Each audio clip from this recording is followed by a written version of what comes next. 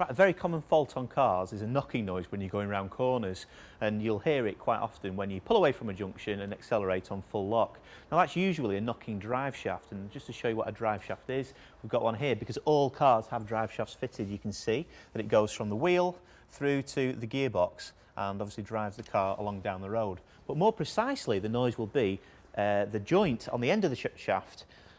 which will be knocking. Now then, each shaft on a car has got sort of a wobbly bit at each end called a CV joint, and you can see that that allows the wheel to go up and down and also move around corners. Now we've got 3 stages to this knocking fault. The first stage is before it's even started knocking, in that what we need to do is check the drive shaft boot to see if there's any damage, and on this one there's a hole there, and you can see grease has started to come out of there, and water will also get in there, causing it to wear and causing it to knock. So the very first phase of the problem is to check the joints, and if it is damaged, then you'd fit a new boot,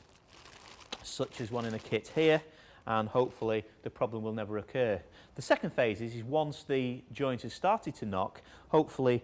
we can cure it by, again, fitting one of these kits, but this time replacing the boot, but also packing it with grease again. So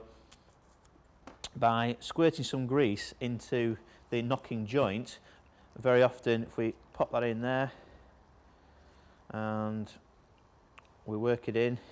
and we rebuild it, quite often on a road test it'll stop knocking and we can get quite a lot more life out of the joint. Now the third stage of the problem is a worst case scenario, in that it might need a new drive shaft, or if you're lucky it might be one that splits like this one does. Let's have a look here,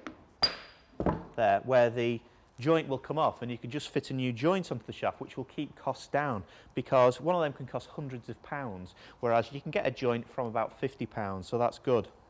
Now then, it's important to obviously listen to your car when it's making these noises, because a worst case scenario could be that if the knocking was left, the joint could come apart and it could damage your steering and your brakes and cause you to crash. So moving on from here, the very first thing you need to do on your car is to check to see if there's any damage before it gets to the knocking stage, and hopefully you can save yourself a few quid.